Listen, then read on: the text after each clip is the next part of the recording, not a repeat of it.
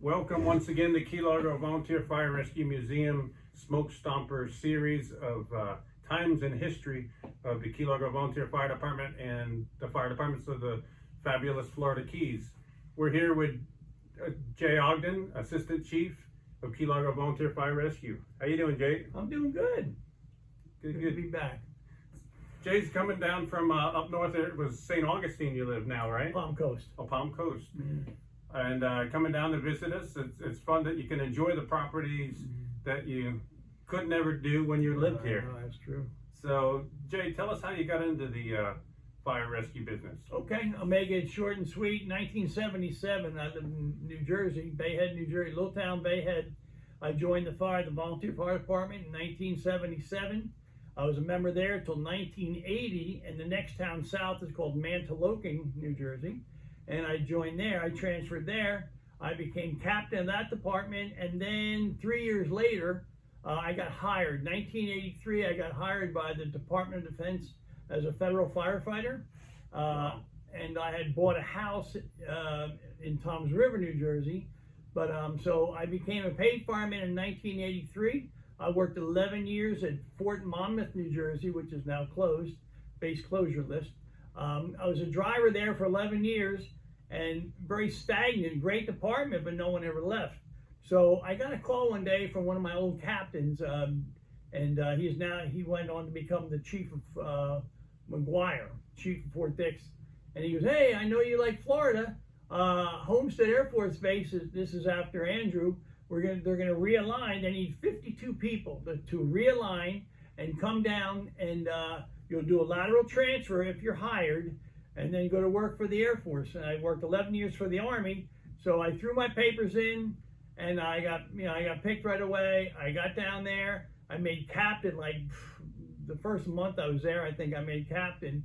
Great promotion, and I worked there 17 and a half years. I retired in 2010. That gave me 28 and a half years in a DOD service. 1994 is when I bought my house in Key Largo. Well, 94 is when I became a fireman at Homestead Air Force Base. So on my days off, we work 72 hours a week, the DOD firefighters. And I believe they still do to this day.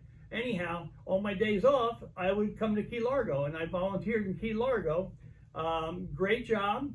And I worked my way up. I started lieutenant, went to captain, I went to battalion chief, and I retired in 2010 as the assistant fire chief. Wow. So how did you get into it? Did you just come and knock on a door? Or you seen an event or something? Someone had mentioned on Thursday nights is when everyone met here. Yeah, the training night. Yeah, training night. So I came here, and I really liked what I saw. A great bunch of people. And you know, everybody's here because they wanted to be here. Yeah. Obviously, it was not for a paycheck back then. And I mean, we'd be working 3 o'clock in the morning, packing hose from a fire. Nobody complaining. Everybody's sweaty, but we kept working. It was a great, great team, great camaraderie. Yeah, for sure. And something I'll never forget. I swear, I met the best people here. Yeah, we always made stuff happen, whatever it took till the next morning to get stuff done. Oh, I know. That was it. Yeah. So, and everybody was kind of a large family. It was all community based. I think way back at that time, everybody who was on the fire department lived in Key Largo. Yeah. Later on, when we started, because of the economy and stuff like that, we started to get people coming from Homestead, Miami. There's a couple people that even came from Broward to come and volunteer with us. But at that point, if you were in a barber chair and the call went off, you were running to the call. Yeah. Oh, yeah. So it was just a great group of people. I know I had brought a couple people down from Homestead with me. I'm not gonna mention any names, but they came down. They were members here for a long time. It was a great thing. You know, I was on the dives team here. You know, you see the best and the worst on the dive team. But you know, over 18 years I was here. You know, we saw a lot of crazy things up on the stretch. Before now, you got I call them a Jersey barrier, but before the cement wall.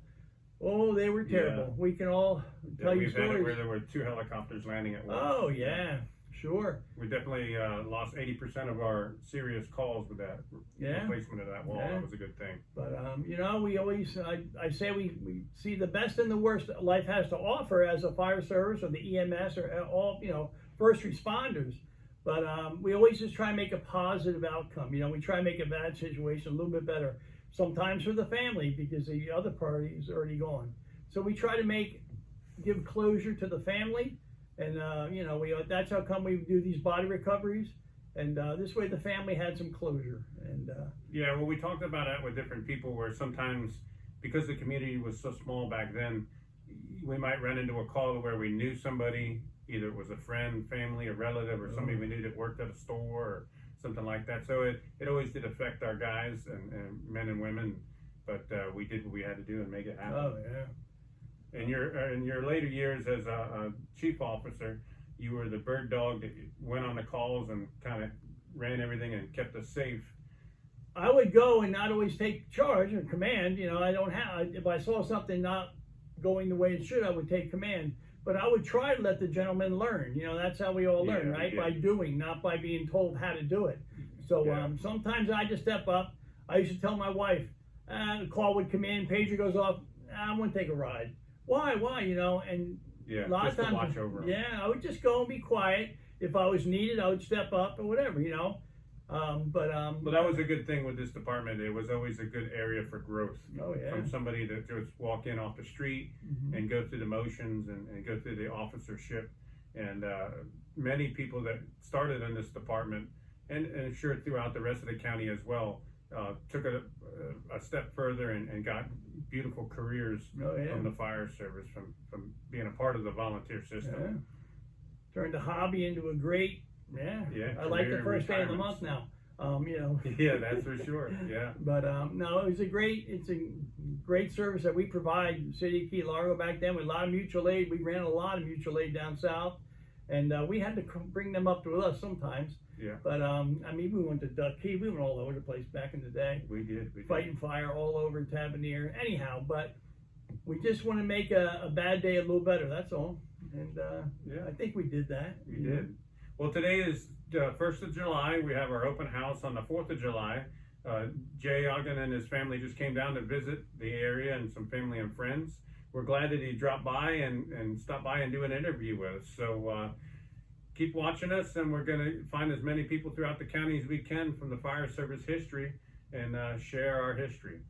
We'll talk to you next time. Thanks again.